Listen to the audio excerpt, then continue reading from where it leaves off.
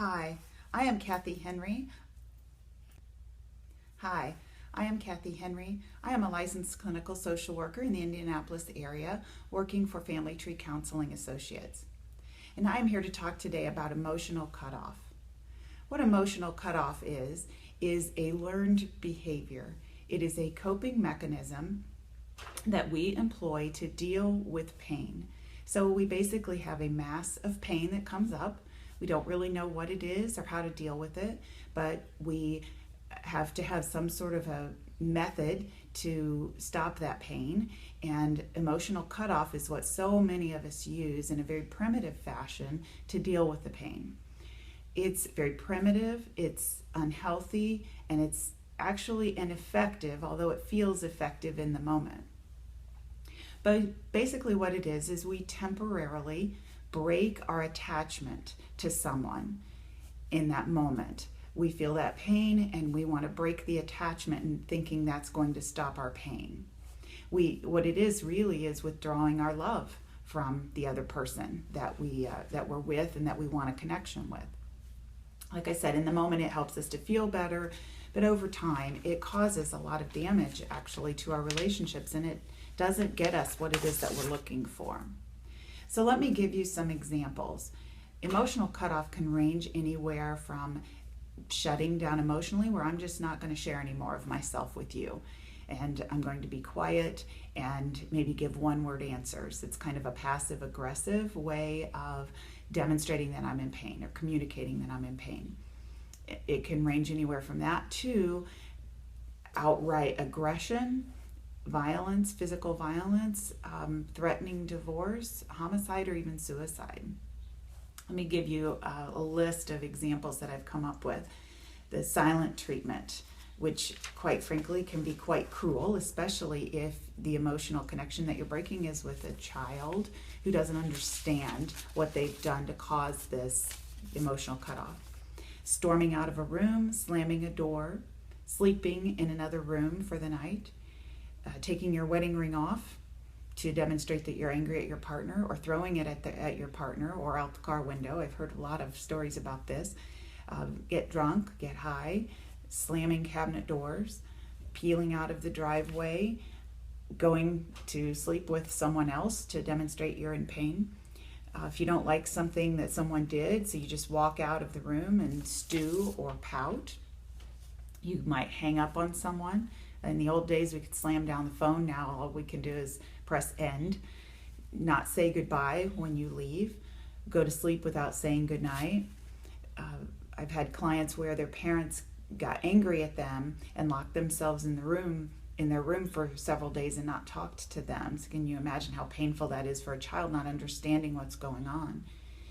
People sometimes will go for months or even years without talking to a relative or a friend, and that's emotional cutoff, just breaking that connection with the person.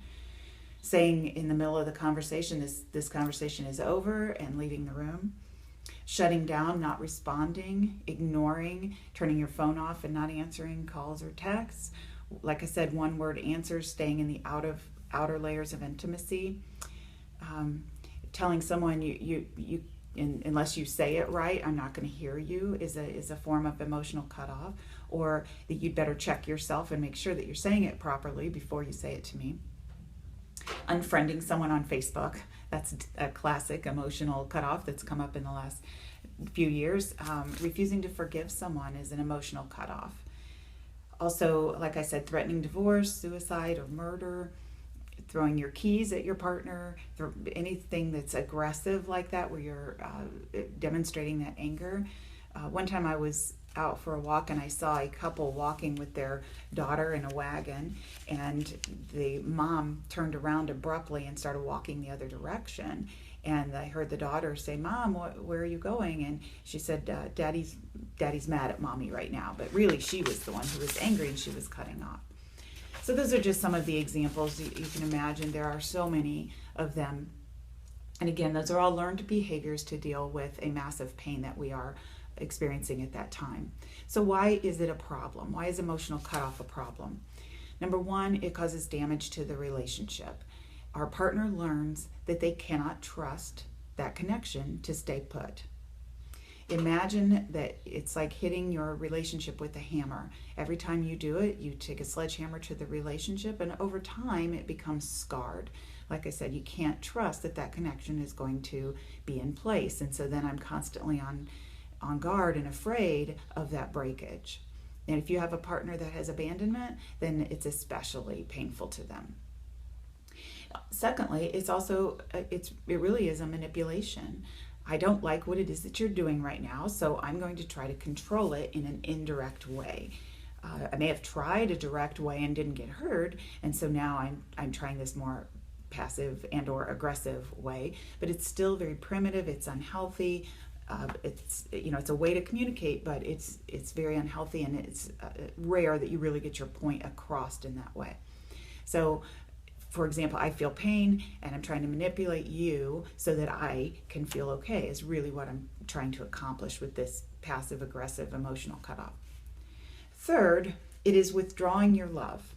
What you really want from that person is to keep that connection and to feel love, and you are withdrawing your love in an effort to get them to pull towards you. And what you're really doing is punching them in the nose and pulling away and hoping that they'll come to you and love you in response. So there again, it's that manipulation. It's disguised as protection. It feels like protection in the moment, but it actually really hurts the relationship. So if you recognize this as you, then I really encourage you to try to learn a more mature way to communicate with your partner, or you're going to have a pretty lonely life. I realize that this is a difficult thing, especially if you learned this in your childhood and you've been employing it your entire life. It's difficult to change. But once you recognize that you are doing it, and you understand, and that's what I'm hoping to impress upon you today, understand how unhealthy and ineffective it really is, then you can start to make some changes and have healthier communication with the people around you. Nobody likes to be on the receiving end of that emotional cutoff. It's very painful. Like I said, if you have a partner that has abandonment, it's especially painful. If you do this to your kids, you are setting them up for a life of worry that every relationship is going to cut off at a moment's notice, and they don't know when, they don't know what's going to trigger it, and it's you're setting them up to live in hell. Really what I encourage you to do is to, number one, recognize what emotional cutoff is. Number two, know that it is unhealthy, it's ineffective, it will not get you what you want, it'll actually probably get you the opposite of what you want. Number three, try to stay connected. In the beginning, you won't be able to do it in the healthiest form, but maybe you'll be able to stay in the conversation a little bit longer. Or better yet, number four, you can catch yourself. When you recognize that you have used emotional cutoff, come back to the relationship as soon as you realize what you've done, apologize, and try to reestablish that connection as soon as possible. When your partner understands that you see it as a problem and that you are trying to change it, they're going to be more open to forgiving and working with you when they see you being humble.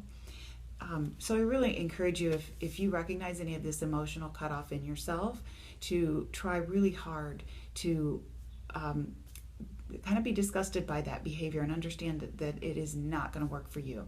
And if you see it in your partner, if you can maybe very gently help them understand how this wounds you, maybe you can show them this video, but please don't do it in a proud or confrontational way, but that's kind of cut off in itself. But instead, just that I want you to understand how this behavior hurts me, and I would really like for some change from you. So I hope this has helped you. I wish you well in your recovery, and if you have any questions or you want some assistance with this, please feel free to give me a call. Thank you and have a great day.